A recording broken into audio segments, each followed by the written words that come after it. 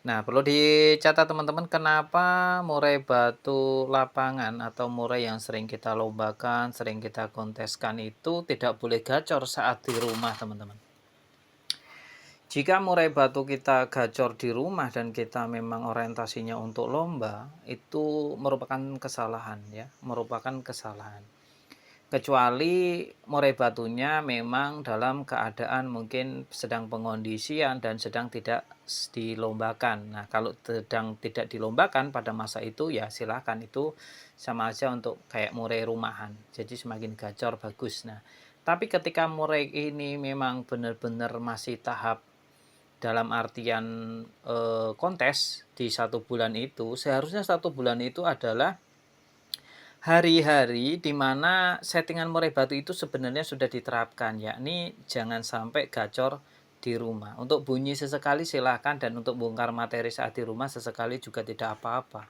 Yang di sini digarisbawahi adalah gacornya gacor bocor, teman-teman. Jadi dia cenderung bunyi terus-menerus ya.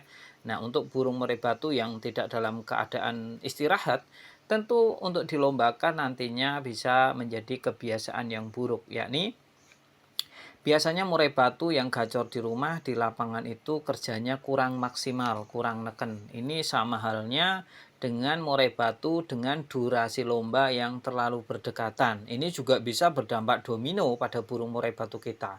Burung murai batu harusnya ketika dilombakan itu, pertama, kalau teman-teman menginginkan menjadi burung yang terbaik saat perform, maka harus ada perawatan yang lebih baik di antara yang lain. Ya, harus lebih baik dari perawatan yang lain. Contoh, ketika murai batu orang lain ya atau kompetitor kita, murai-murai yang lain mungkin dari terahan mereka sudah bagus, sudah di atas level kita.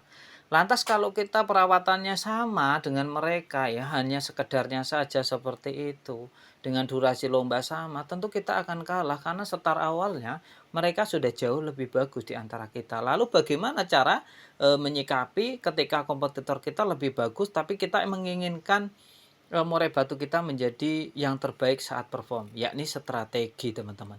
Untuk bermain burung murai batu itu tidak sekedar hanya modal rawatan yang ala kadarnya, terus bibitnya bagus atau terahnya bagus ya, tapi juga ada faktor strategi. Salah satunya ya tadi, jangan sampai gacor di rumah. Ya, karena murai batu biasanya untuk senior-senior yang jam terbangnya sudah tinggi, itu murai batunya saat di rumah malah cenderung anteng dan diam, hanya bunyi sesekali.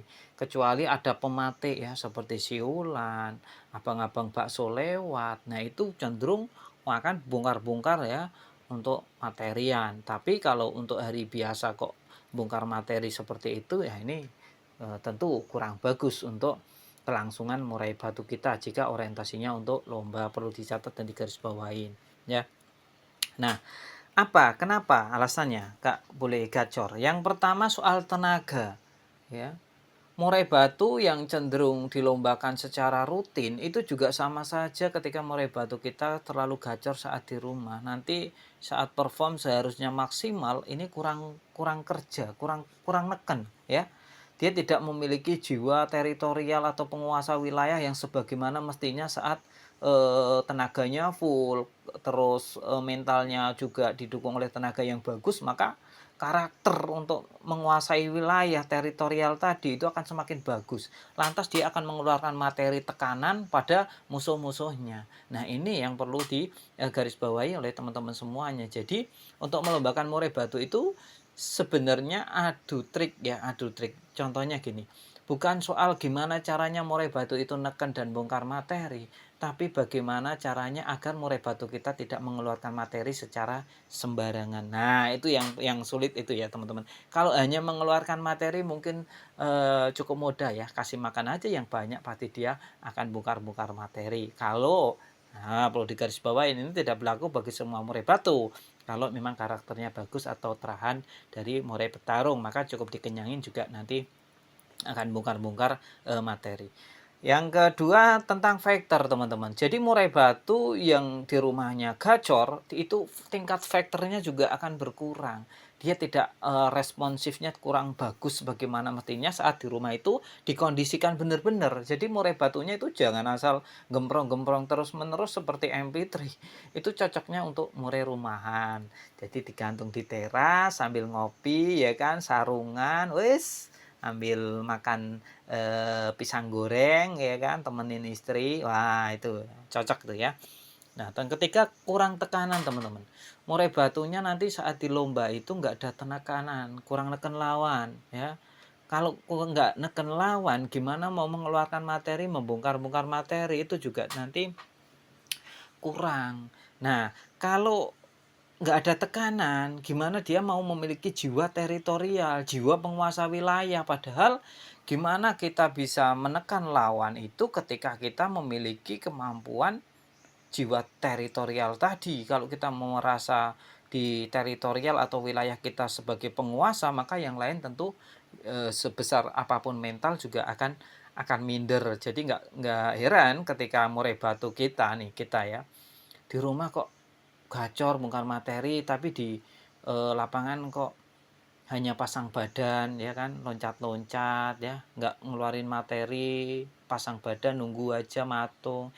Ini bisa saja musuhnya itu tadi mentalnya bagus didukung dengan tenaga yang super power, maka dia memiliki penguasa wilayah yang jauh lebih levelnya di atas murai batu kita. Nah, jadi apa yang perlu kita terapkan ya tadi strategi.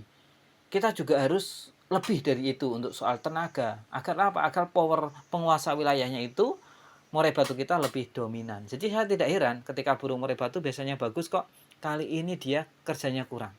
Nah, itu pasti ada masalah soal tenaga dan mentalnya, atau mentalnya tidak didukung oleh tenaga yang sebagaimana mestinya.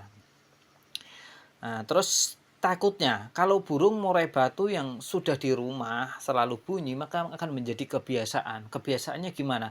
Kebiasaan saat di lomba nanti karena tenaganya kurang tadi, dia hanya mengeluarkan materi secukupnya saja. Jadi nggak ada tekanan. Ya udah, kalau burung murai batu sudah enak ya, enaknya hanya segitu, ya udah. Itu biasanya dibawakan terus-menerus sampai nanti. Nah, ini untuk mereset ulangnya lagi, wah ini susah ya, susah. Paling nunggu reset ulangnya ya menunggu mutasi, pemasteran ulang, terus pengondisian lagi. Ini kan makan waktu. Oleh karena itu, mumpung murai batu teman-teman masih pada bagus nih, mumpung murai batunya masih juara terus, saya sarankan ya, untuk durasi lomba diperpanjang, jangan terlalu berdekatan ya. 1 bulan sekali sudah lebih dari cukup lah ya kan, agar murai batu teman-teman juga awet, tidak rusak, kerjanya juga kalau digantang kerjanya tuh selalu membuat kita tersenyum. Burung bagus ini. Nah, kita jadi interaksi dengan murainya. Kalau murai kita selalu prestasi, maka ikatan chemistry itu akan semakin kuat. Jadi kita bisa paham, burung saya belum siap, maka saya tidak akan melombakan. Terus ketika karakter itu terjalin di rumah, wah burung saya siap ini, ayo berangkat. Tapi perlu dicatat 1 bulan cukup sekali saja